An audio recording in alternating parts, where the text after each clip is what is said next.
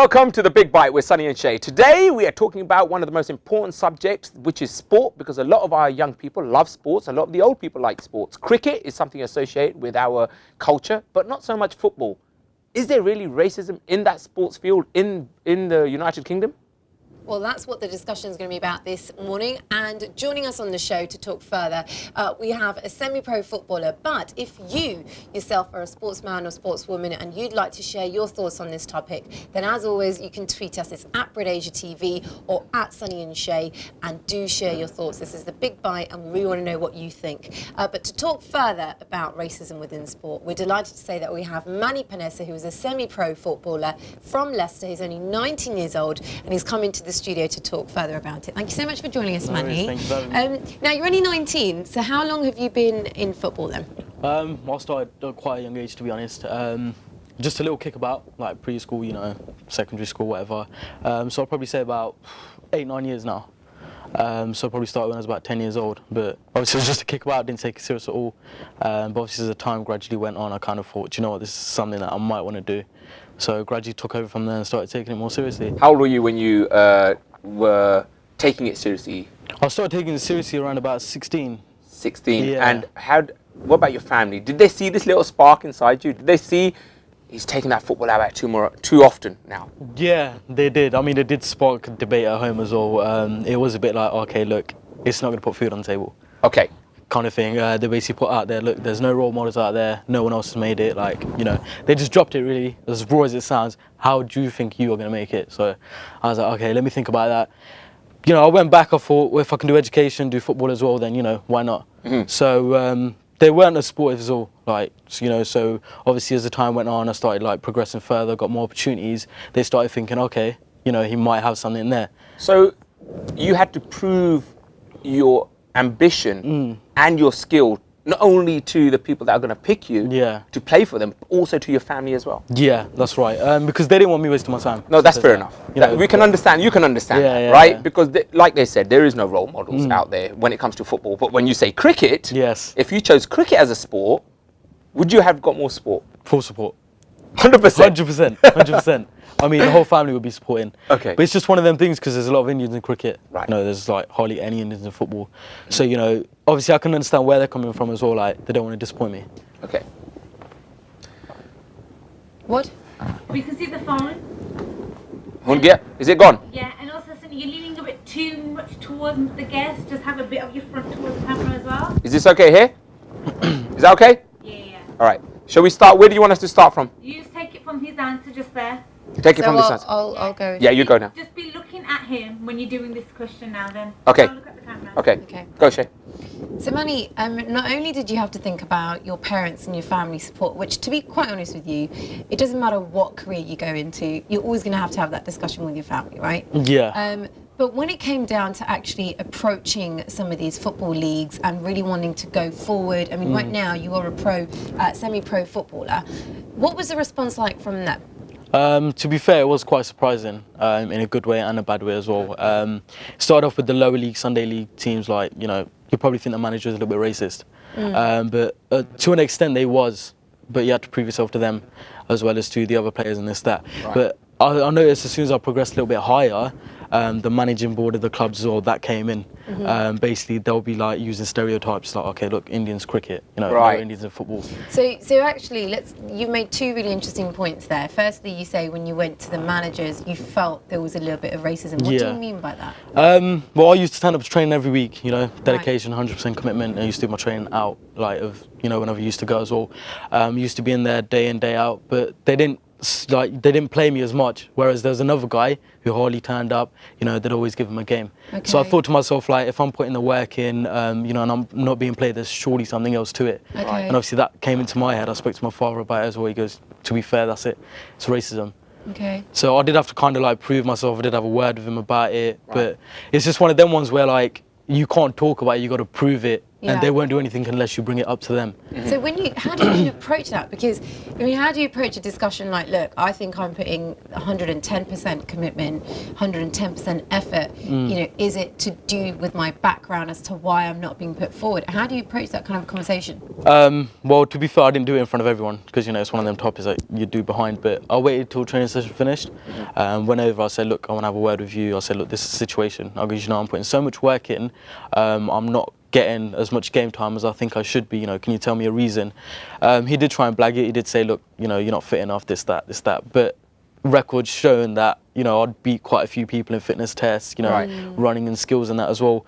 So it just came to a point where he had to basically say, like, I'm not used to having an Indian in my team. Wow.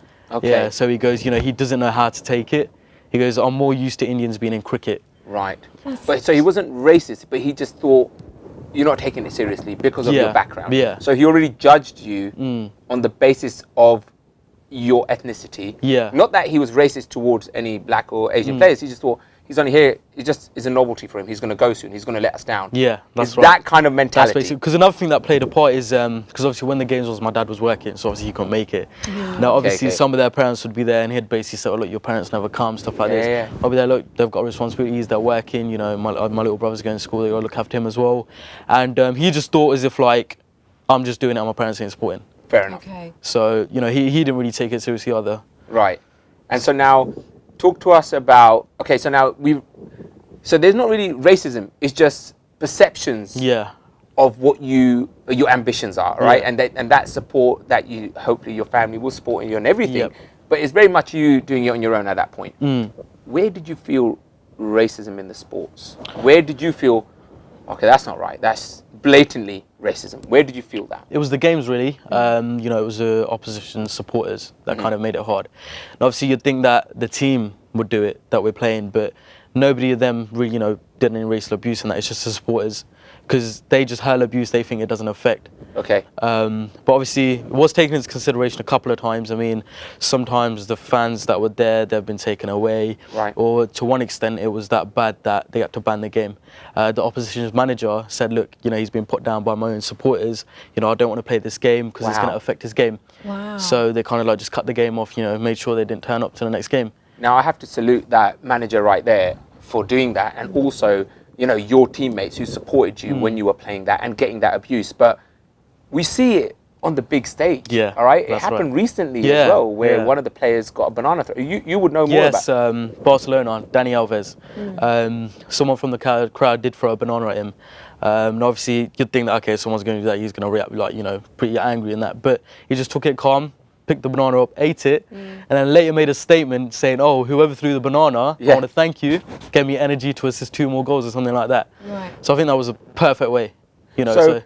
So from what I'm getting from what you're telling me right now is that there is racism, not in the game, but externally. But there is a question to be had that the guys on the top, Yeah. there's not a lot of representation of black, of Asian, of any other ethnicity making the decisions. So would you say that there is a form of racism, but on a higher level as opposed to the grassroots level? I think there is, but to be fair, they're pretty good at hiding it. Okay. I'll be totally honest with that. I mean, you see the banners around the stadium saying no to racism, Right, this, right. that, this, that. I mean, there is a couple of people that are with FIFA that are like doing stuff like grassroots football, like getting Asians into football and stuff like that. But I think that's just out there so they, you know, everyone can know that they're doing something for the Asians. So Okay. they're ticking a box. Yeah, basically. ticking a box basically. Right. But what they're not doing is getting them more into it as like what they could be given. So basically saying, all right, look, we've got this guy here. He's in an Asian football like academy, let's say. They'll leave him in there.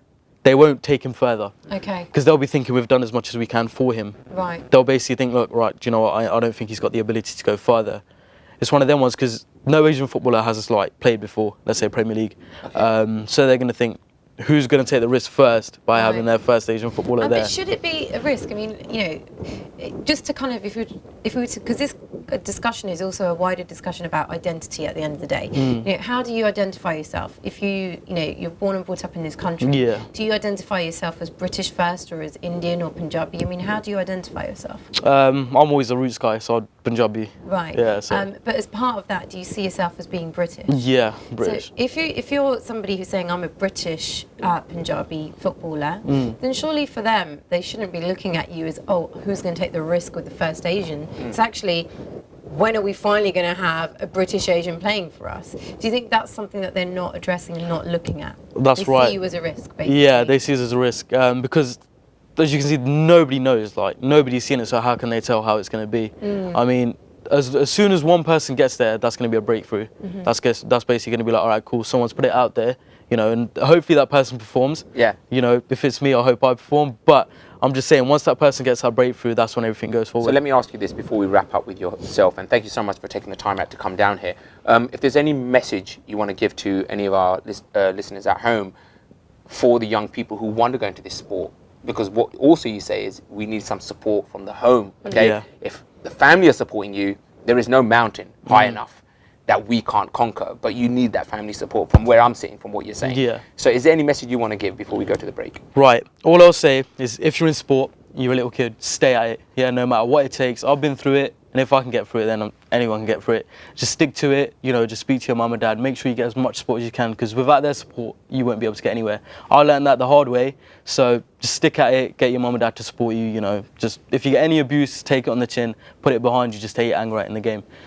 That's worked for me. So. And it's all really important to say as well, you know, when we were speaking to you before we started the show, you were running 5 o'clock this morning. There's a lot of dedication and commitment, you know, for any parent who's watching this.